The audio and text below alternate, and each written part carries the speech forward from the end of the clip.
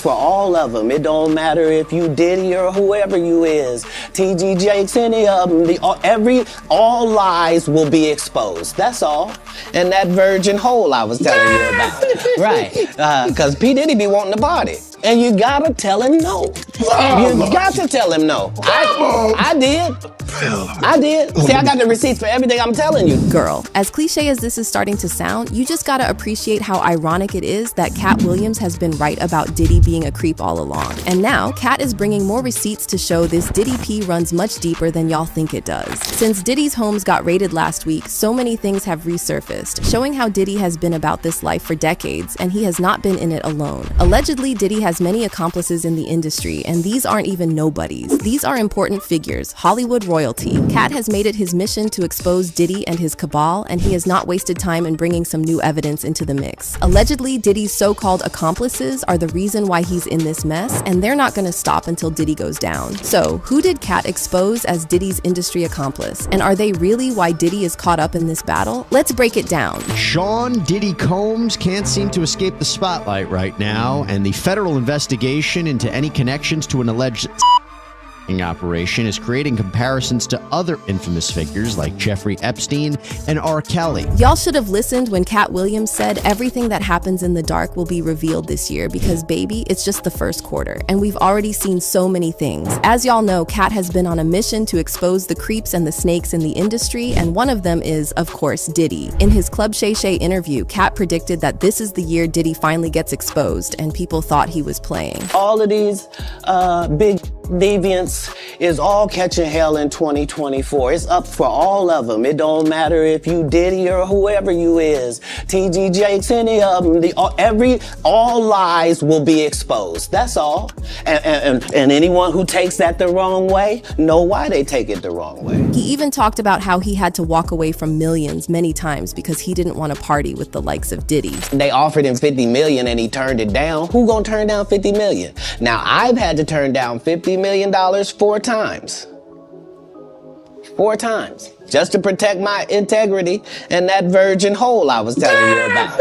Right. Because P Diddy be wanting the body. And you gotta tell him no. You got to tell him no. I did. See, I got the receipts for everything I'm telling you. That's why I can say them. So, to see everything playing out the way Katt said it would is crazy. By now, y'all must have heard about Diddy's homes getting raided by Homeland Security last week, and Diddy allegedly fleeing to some private island and leaving his kids behind to get handcuffed by police. It's a whole bunch of crazy stuff. But for those of you who somehow missed the show, let's do a quick recap. On Monday, March 25, 3 of Diddy's homes in Miami and Los Angeles were raided by officials from Homeland Security Investigation. According to a rep for Homeland Security Investigations, HSI, New York executed law enforcement actions as part of an ongoing investigation, with assistance from HSI Los Angeles, HSI Miami, and our local law enforcement partners. We will provide further information as it becomes available. Footage from the raid showed several officials around Diddy's homes. In one of the videos, we actually see Diddy's sons Justin and Christian being in handcuffs, as is customary for raids like this. This raid is allegedly related to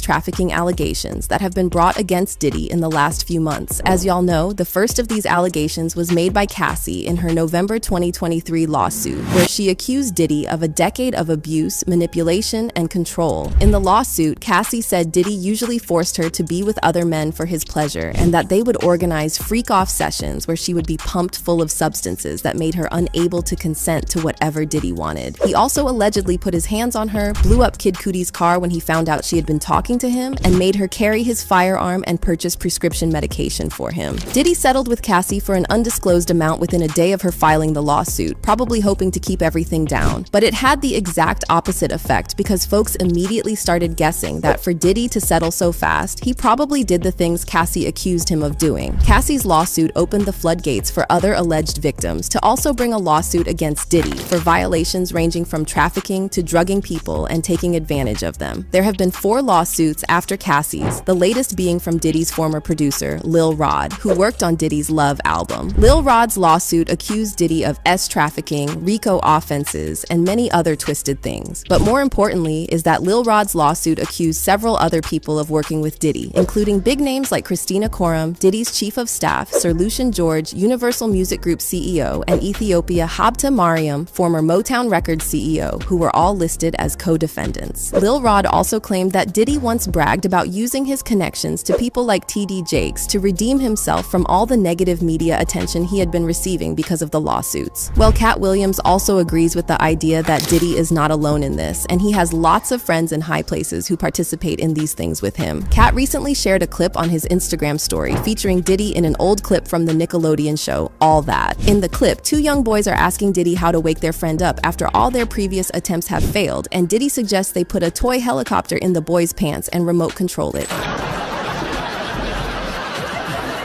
he's still sound asleep. What are we gonna do? I don't know. You know, in situations like this, I always ask myself, what would P. Diddy do? What would P. Diddy do? No, I don't know. Hey, let's ask him. Oh, okay. P. Diddy? What's up? We can't wake up Shane. You try symbols? Yep. What about sour milk? Didn't work. Tell you what, take this toy helicopter, put it down his pants. All right, we'll do it. We'll do. Come on, put it in.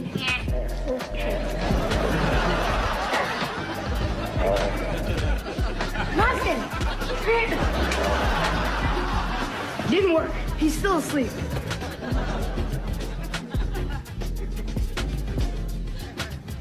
Try this.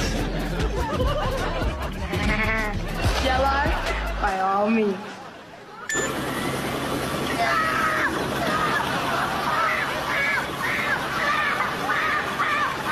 That's obviously a very disturbing clip, and it's weird enough that Diddy read the script and agreed to do it. But maybe it shouldn't be all that surprising given Diddy's history with young boys like Justin Bieber and Usher and all the things he allegedly did to them. What's even more disturbing is that someone on Nickelodeon made the script and approved it, and apparently this person was Dan Schneider. If y'all have been following the news, Dan Schneider and some other Nickelodeon executives have been outed recently for taking advantage of the child stars working with Nickelodeon. This came after the release of the investigation Discovery docuseries, Quiet on Set: The Dark Side of Kids TV, which spotlights allegations of abuse and mistreatment going on behind the scenes of y'all's favorite Nickelodeon shows. Katt Williams seemed to imply in his post that Dan Schneider is one of Diddy's accomplices in the industry. Oh, but there's more. Remember that rant where Katt called out Diddy and Jermaine Dupri for being P-words? What's happening, Puff?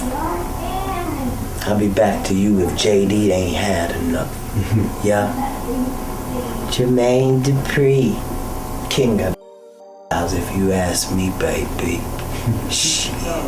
Well, as y'all know, Jermaine Dupri has been accused of violating boy band Criss Cross, and he allegedly used to take them to strip clubs and groom them. Now, there's no proof of any of these allegations, and Jermaine has denied them while replying to a question on the matter, saying, "You must be out of your effing mind. At Buzz Forever, I should sue you for writing this disrespectful ish on my page. F out of here." But we know how these things go, and it sounds very similar to Diddy being accused of messing around with people who worked under him. Diddy's former backup dancer, Tanika Ray, shared a video on Instagram where she talked about how her experience with Diddy was horrific and traumatizing. Cell phones, cameras, laptops, and other electronic devices that recorded the alleged blackmail tapes that is mentioned with the names of Stevie J, who is mentioned as a victim of Guy Blackmail's Tapa, in addition to Cuba Gooding Jr. and Young Miami, who were mentioned as alleged active participants in Puff Daddy's recent lawsuits. 50 Cent also confirmed the rumors that Diddy has blackmail videos in an Instagram post where he asked to buy these tapes of Diddy. 50 was referencing the allegation from Lil Rod's lawsuit, claiming that Diddy had hidden cameras in every room in his home and hours on hours of video and audio recordings of all his guests engaging in illegal activity. In the post, 50 added a screenshot showing a news clip of a highlighted section of Lil Rod's lawsuit that read, "Mr. Combs had hidden cameras in every room of his home, has recordings of several celebrities, artists, music label executives, and athletes engaging in illegal activity. These individuals were recorded without their knowledge and consent. Mr. Combs possesses compromising footage of every person who has attended his freak-off parties and his house parties. 50. Then captioned the post, "Shaking my head, this is gonna be so good. What you wanna bet? I'ma get these tapes. I'll pay top dollar for them. You been over there? I don't go to puffy parties." But 50 Cent didn't stop there, because he then went on to make a bunch of posts that seemed to imply that Jay-Z might be one of Diddy's accomplices. Like this post where 50 shared a missing milk carton image of Jay-Z with the caption, "LOL Puff said the ninja ain't answering his phone, LOL." In another post, 50 shared a photo of Jay appearing to wave with the caption, "Here is Jay-Z last reported seen waving at Puffy Jet." Now, the idea that Jay-Z and Diddy are two peas in a pod isn't new. There have been many speculations in the past of Jay being on the same level or even worse than Diddy when it comes to being a creep. Some people have even thrown in the P word here and there because of Jay's weird obsession with dating girls who are either still in high school or half his age. From Beyonce to Aaliyah to Foxy Brown, Jay has been accused of liking them young and fresh out the cradle. In fact, a new video has resurfaced of Jaguar Wright talking about how Jay was lying with Rihanna when she was 15 and that he gave her herpes. I understand why people keep talking about that. It was forever ago. They were both very young, and he had just had his first herpes outbreak from her giving him the herpes. Ooh, my. Like, how, you know what I mean? Like people don't understand what happened that night. And that's because Jay-Z worked so f***ing hard to change the narrative of that night. Now, Rihanna was only 14, 15 when he started f***ing her and signed to the death jail. It's clear to say that the herpes that she had came from the person she had been most fully involved with, and that was Sean Carter. Jag was referring to the time when Chris Brown accused Riri of giving him herpes when they were dating. And according to Jaguar, Chris's allegations were true because Rihanna actually contracted herpes from Jay. Now, anyone who knows Jaguar Wright knows she has had it out for Jay-Z. Leaked screenshots of Kane's conversation with Diddy started circulating. In the screenshots, Kanye was calling Diddy a and telling him off. "You texted Puff, 'Come do something illegal to me now, please.' And Puff responded, 'As soon as I land, we'll meet face to face. Send me an address.' To which Ye then responded, 'Ninja, F you, you f***.' And then check out this interview where Kanye calls a bunch of rappers fake hard and accuses them of cutting a deal with the feds. Kidnapped my daughter in public, and I didn't have the address of my child.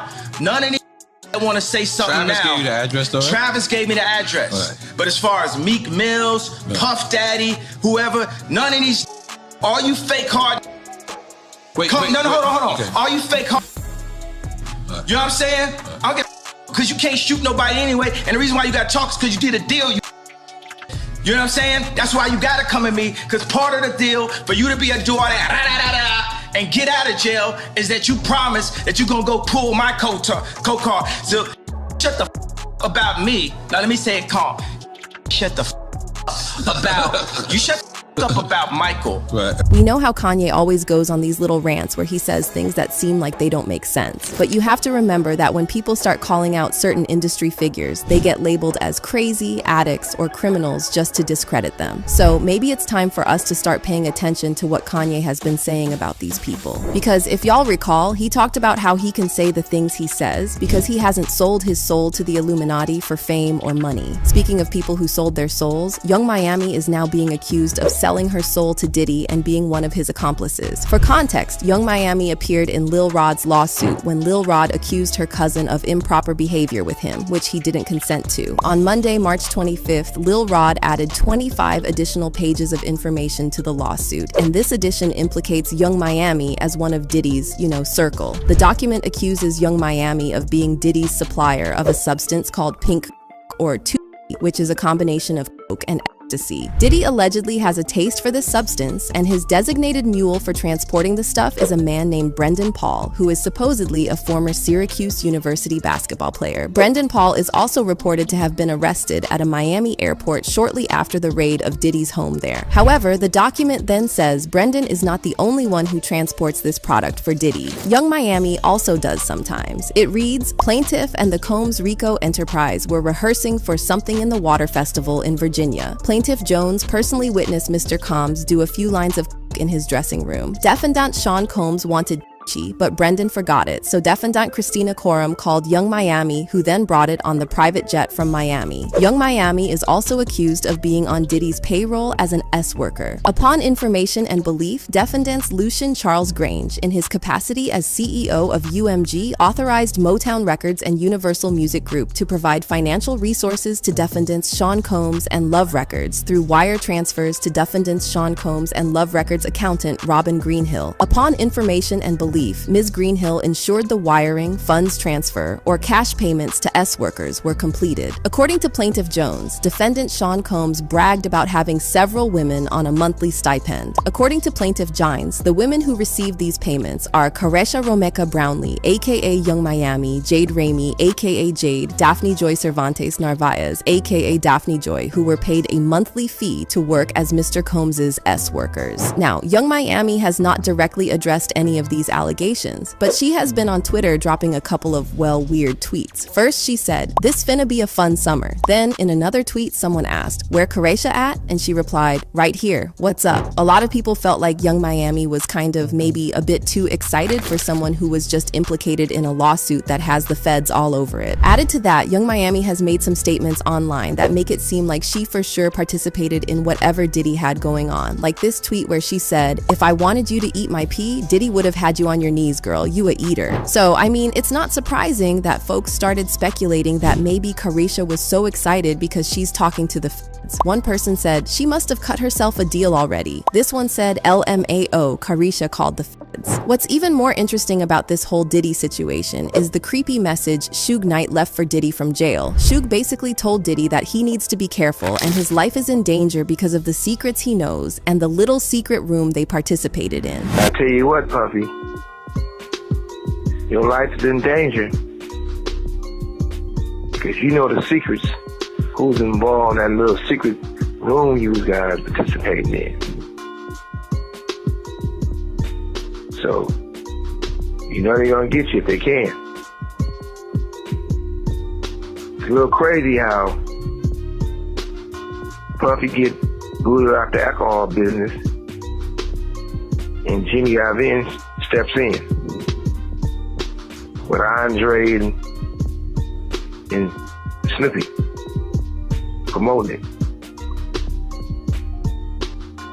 It's never a good look when it comes to culture of hip-hop and for our community, our people. I turn myself in. Sometimes you gotta face the music. That's most of the time. Puffy, I'm gonna give you some real advice. 2 quick things. You gotta make a decision. When you go to prison, either you're gonna be standing up pissing or squatting, sitting down pissing. I advise you to try to take the first one, because you know if you're squatting, pissing on the seat, you know what that means. Oh yeah, by the way, do not do your time going by Brother Love. Brother Love is not a good code name for prison. I'm out. From what Suge said, folks assume Diddy must have some very damaging information about certain figures in the industry that might cost him his life, especially if he ends up in prison. But as far as Gene Deal, Diddy's former bodyguard, is concerned, Diddy will never be in jail because he won't be able to handle it. In a recent interview, Gene said Diddy would much rather off himself than go to jail. And you knowing him, do you